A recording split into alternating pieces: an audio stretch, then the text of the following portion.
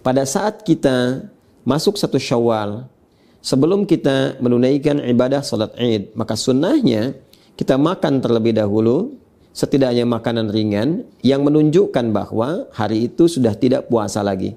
Hari itu dibolehkan makan kembali. Hari itu adalah raya yang seharusnya orang gembira, yang ditandai dengan makan makanan pembuka. Pada saat itu berlangsung, diduga boleh jadi ada kolega kita yang tidak mendapatkan makanan, tidak memiliki logistik, sehingga tidak merasakan kebahagiaan yang sama dengan orang-orang lain yang seharusnya berbuka dan berbahagia.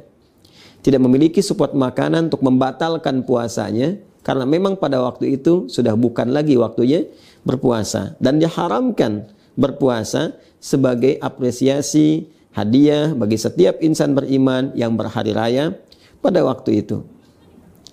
Karena itu, zakatnya disebut dengan zakat fitri untuk menunjuk kepada wujud zakat yang diberikan itu.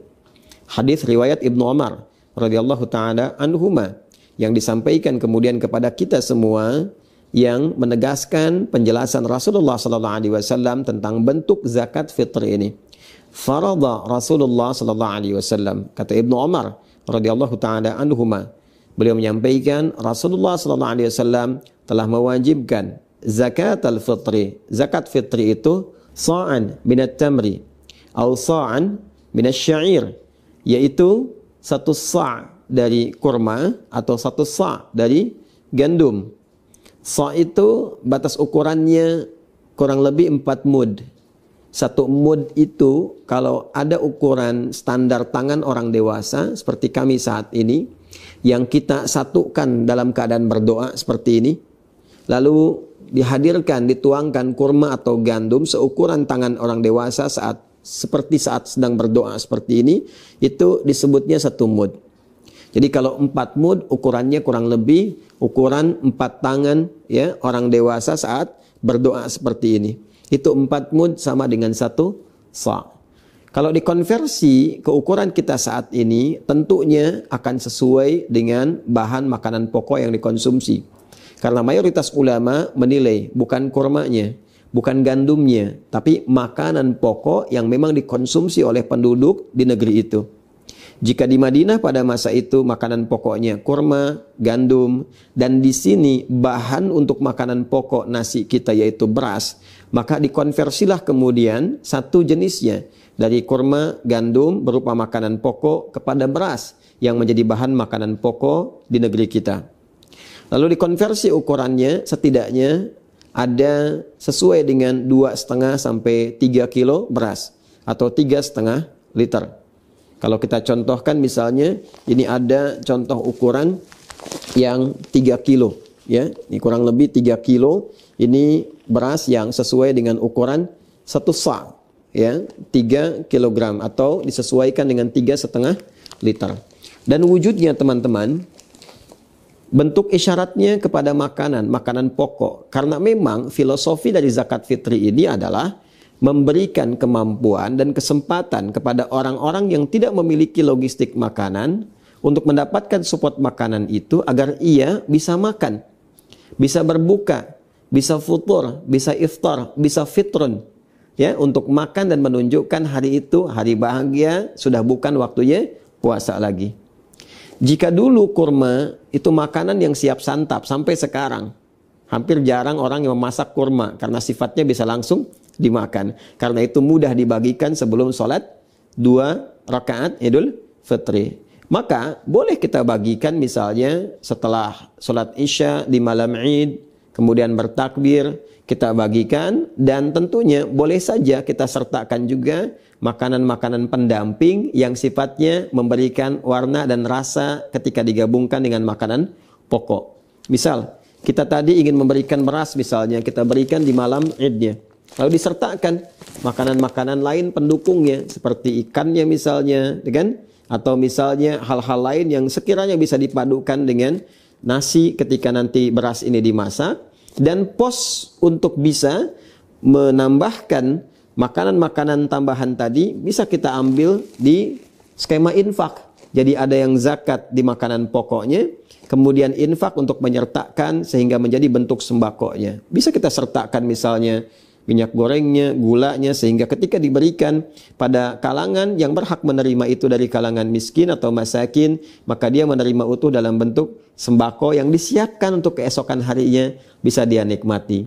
Jadi zakat fitrinya konversi makanan pokok, skema infak yang didapatkan selama Ramadan misalnya bisa disertakan ke dalam pelengkap dari makanan pokoknya.